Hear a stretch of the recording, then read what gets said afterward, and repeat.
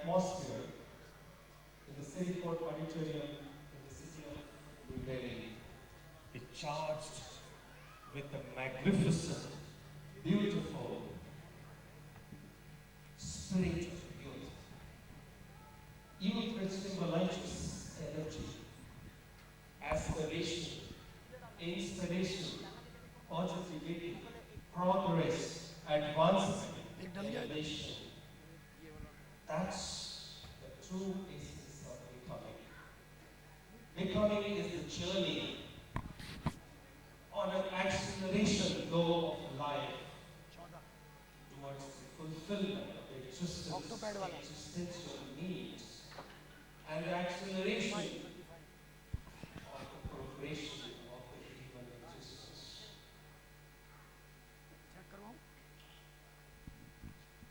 And how exciting the journey can become when the youth of today can be on the journey of becoming. Check, check, check, check, check, check, check, check, check, check, check, check, check, check. Check 1 2 1 2 2 2. Ladies and gentlemen, seekers of the truth, lovers of existence, how does becoming happen? Becoming happen only when there is fiction. When we tap, tabla produces music only when we tap. Beautiful life emerges from the egg when you break it open, when it breaks open. The beautiful, the caterpillar becomes the beautiful butterfly. When it goes through that friction, the conflict, that leads to progress in human life. That leads to becoming. That leads to growth. That leads to elevation to the next stage of evolution. But today's youth has everything. Today's youth has all the information that is required in the age of Google and Internet, in the age of the fourth industrial revolution. Information is available at fingertips. But what is lacking is wisdom. What is lacking is the ability to deal with friction, is the ability to deal with conflict. This is where we see how the youth of today is dealing with friction. I'm just trying to move the slides and do something.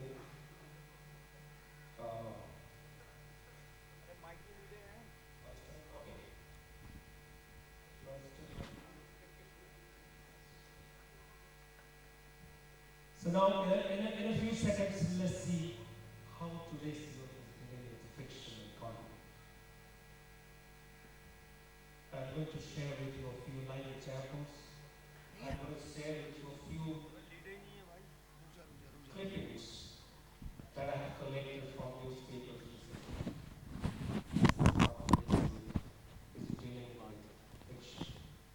This is what we are, this is how we are managing our relationships. Man kills his wife after a fight. Son leaves his 80-year-old widow mother at old age home. Young boys of 15 commit suicide after scoring 90% in the examination.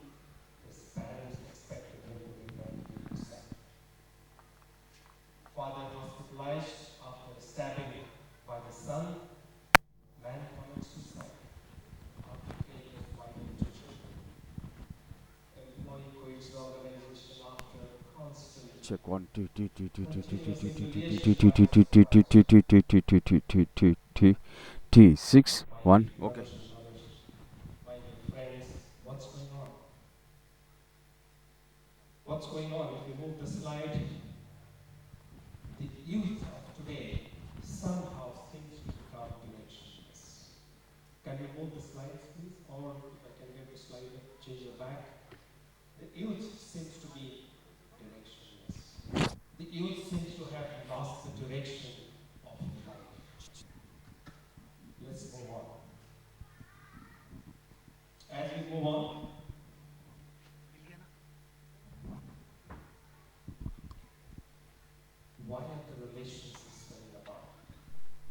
We are talking about relationship, expectation, and failure management. And we seem to have failed in all aspects. We seem to have failed in managing our relationships. And the relationships are breaking away. They're falling apart. They're getting disgruntled, disintegrated. And as we move on, as we can see here, human life is all about managing, is all about balancing these 5 aspects of our life. The individual life, the conjugal life, the familial life,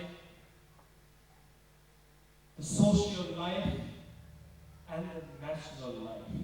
Shurya calls it the Pancha, the 5 aspects of our life.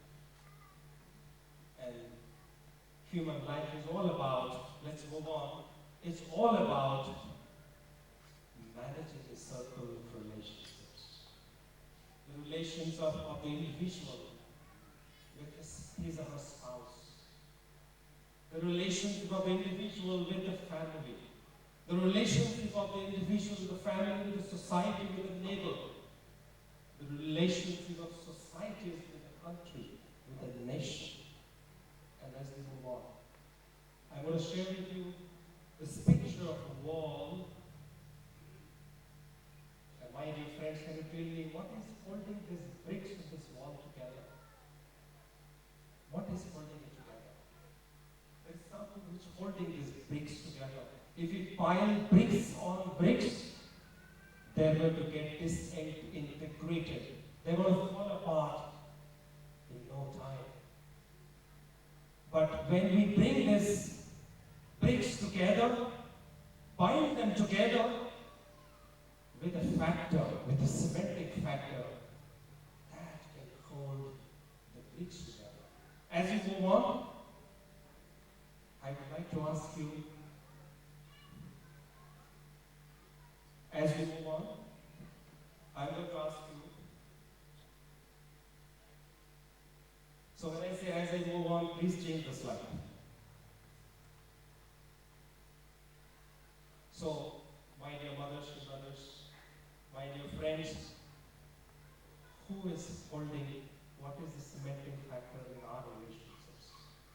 What is the cementing factor which is binding me with my wife, binding me with my family, with my parents, with my children, with my grandparents?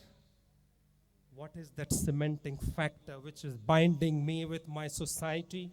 What is that cementing factor which is binding me with my nation, with my country, with this world at large?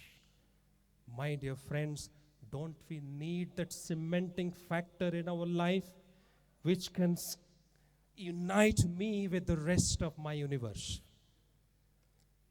Where is that cementing factor in my life? As we move on,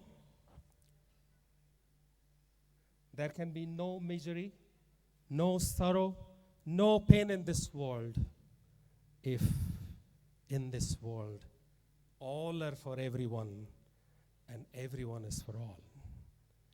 Sister Thakur Anukul Chandra, the prophet of this age, our supreme beloved, the Purushottam of the age, he gives this clarion call. He dreams of an age, he dreams of a world where all are for everyone and everyone is for all. As we move on, Sister Thakur Anukul Chandra calls it interinterestedness. He calls it, as we move on, he calls it interinterestedness. Please change the slide. Sister Thakur Anukul Chandra calls it interinterestedness. He says if every individual becomes interested in the other individual in the family, if every family is interested in the interest of the other family in the society, if every society is interested in the interest of every other society, if every state is interested, is always thinking about the welfare of every other state in this country, if every nation thinks about the interest of every other nation in this universe. Sri Thakur says, the national integration will not be a faraway dream. National integration is not going to be an utopian dream. If every state thinks about the welfare of every other state, national integration will be a reality which will be in our grip. What a beautiful, amazing formula of bringing people together, keeping them together, binding them together. And what's a dream about a nation? What a dream about a universe? What's a dream about this world where nobody will be deprived, nobody will remain hungry, nobody will remain sick, nobody will remain in sorrow and pain. Because every other human being in this world is going to think about how to remove the pain of every other individual. This is the philosophy of being interested in the welfare of others. Today, we're demanding our rights. Every community, every faith, every state. I come from Bangalore. There is a fight that goes on every day between two states over water. Every state says, I need more water. But can there be a situation when every state thinks, how can the other state, how can my neighboring state get water? And the other state also thinks, how can this state get more water? The day that notion comes into reality, the day every individual, every family, every society, every state, every country thinks like that, the heaven will be on this earth. So as we move on, Sister Thakur Nukul Chandra says, love is not a mutual affair. Sister Thakur says, love is not give and take. That's what we understood all the time. Since our childhood, everybody tells, love is about giving and taking. Love is mutual. Sister Thakur says, for me, love is one-sided. Love is loving my supreme beloved, loving my object of love without expectations, without any desires, without any hope of getting anything in return. That's what true love is all about. That's what true love is all about. An American devotee came to Sister Thakur Nukul Chandra. And in the course of the conversation, the American told Sister Thakur, Thakur, I hate my mother like anything. Thakur became pale, his face turned pale. Sister Thakur with a grim voice replied, son, I love my mother like anything. The young man said, Thakur, that's okay, but I hate my mother. I hate my mother like anything. Sister Thakur at the top of his voice said, young man, I love my mother like anything. The young man cried. Tears trickled down on his cheeks. And the young man said, Thakur, I also want to love my mother. I want to love my mother. Because of some reasons, some incidents, some whatever it is, there has been some misunderstanding. We do not enjoy a good relationship. But Thakur, in the core of my heart, in the bottom of my heart, I want to love my mother the way you love your mother.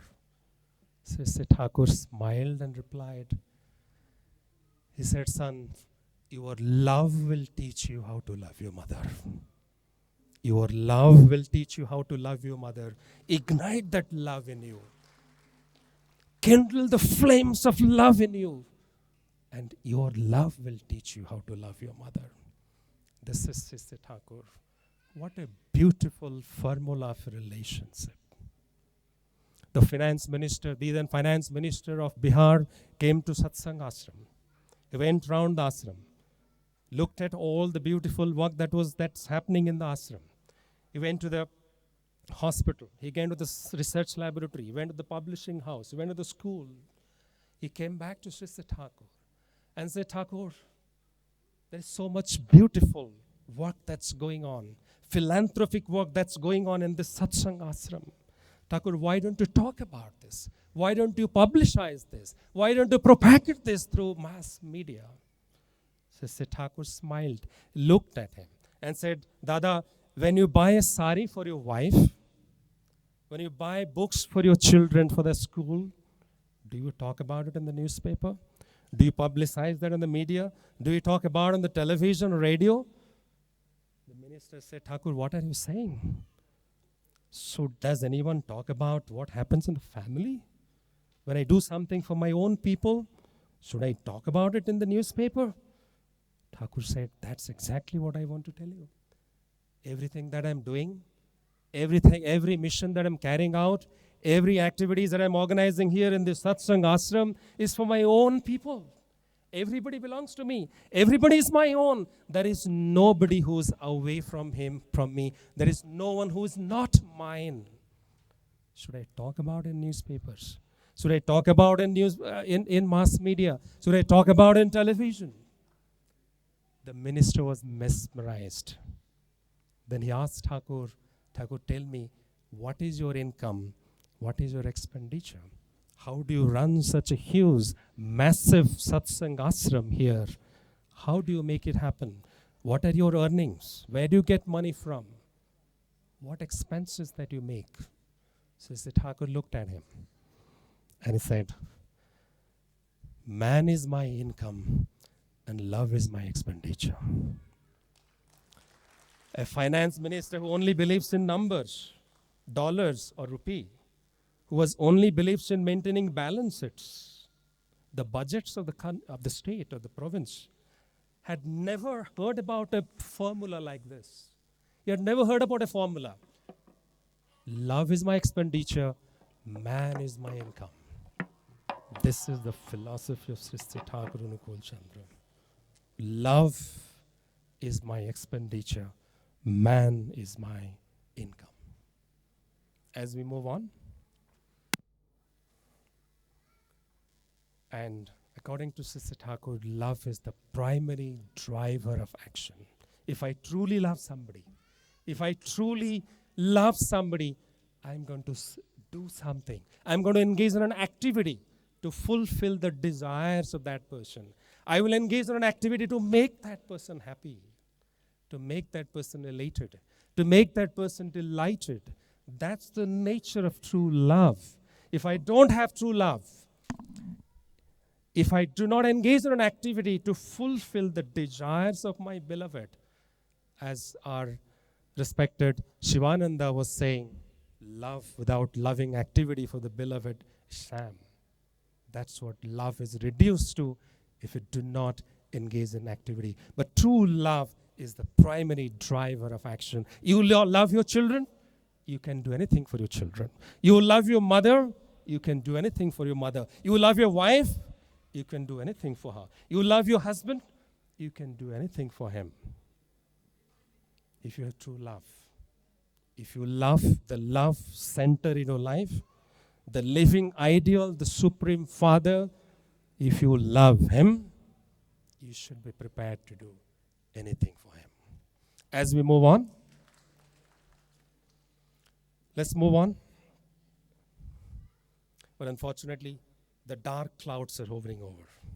The dark clouds of hopelessness, discontent, unhappiness, sorrow, frustration, anxiety, stress. Those clouds are hovering over the youth today.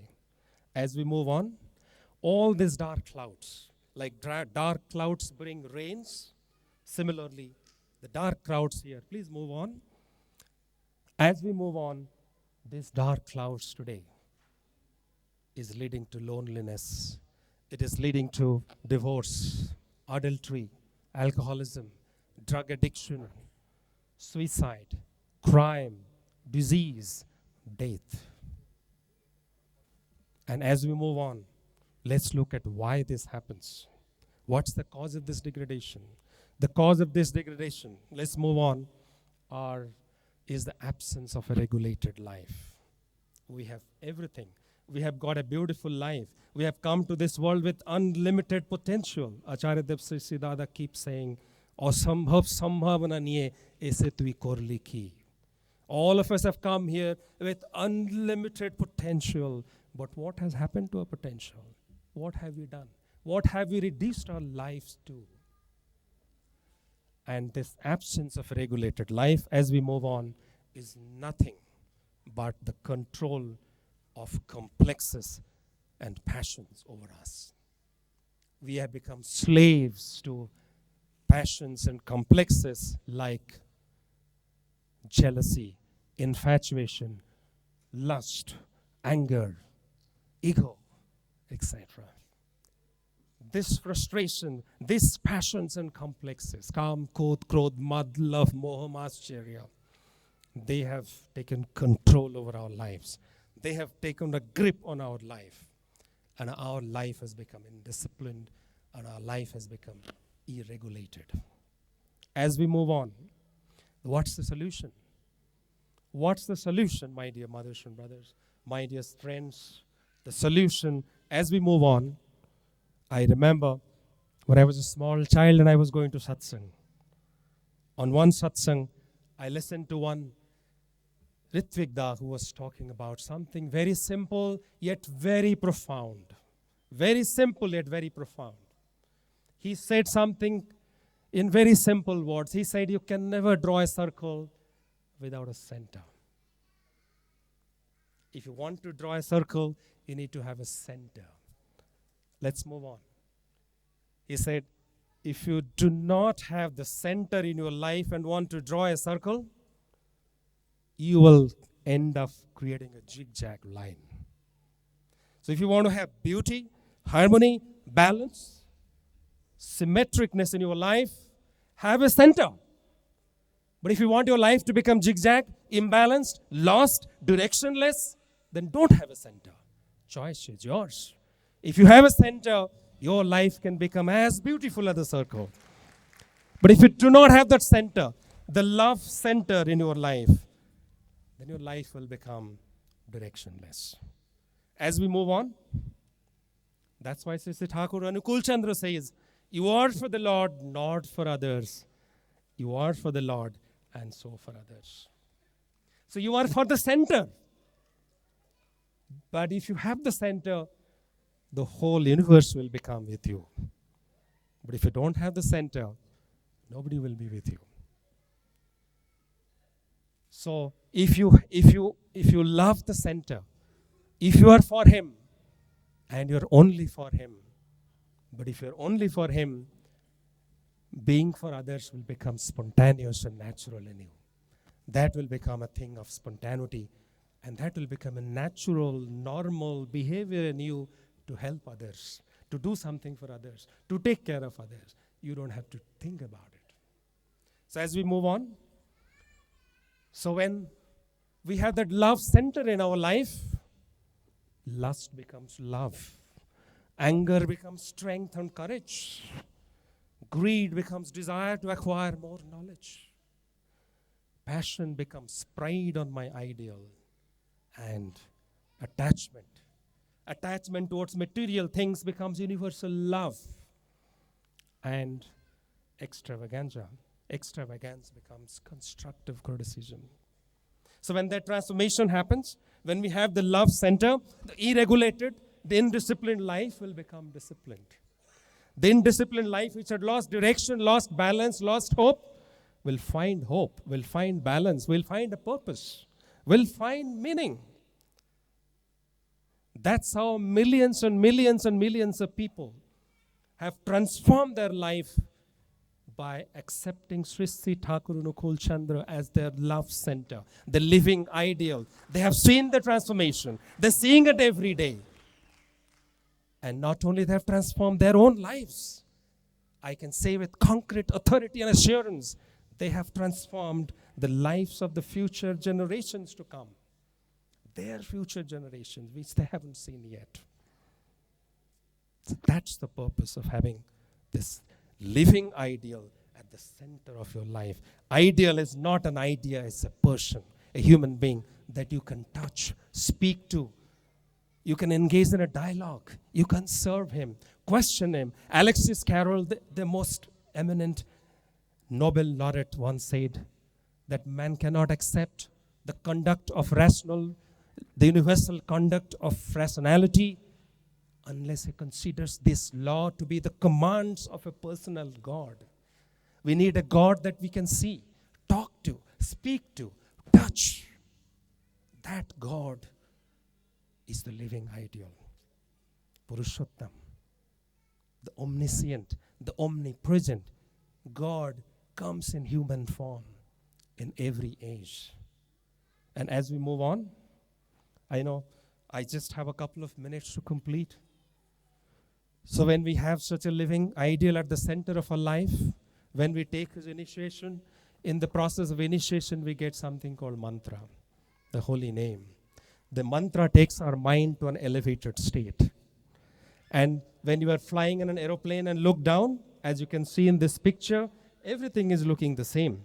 It's very difficult to distinguish where is a mountain and where is a tall building and where is a small building. It's very difficult to distinguish that because your mind is at an elevated state. Similarly, when we have a living ideal, take the holy name through the process of Diksha or initiation, our mind goes to an elevated state. We ignore the small material things. We ignore somebody's rebuke or somebody's appreciation. We become normal in every state. And that begins the journey towards progress, balance, happiness in life. With this, I would like to wish all of you, those who have accepted a living ideal at the center of your life, march on in that path with courage and vigor and bless yourself, get yourself blessed, and also ensure that everybody in your environment is blessed as well. But if you don't have a living ideal at the center of your life, don't lose any more time. Come, accept a living ideal at the center of your life. See the transformation that comes about in your life. Vande Purushottamam Jai Guru.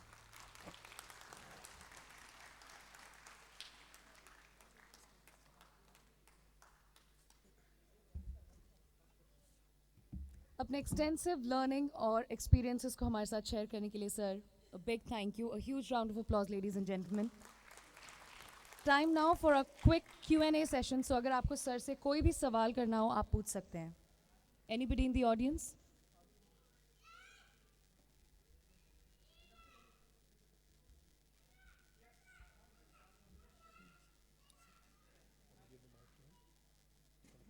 नहीं नहीं.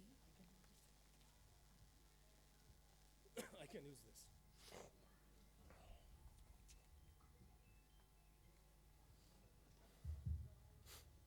Thank you for your kind information.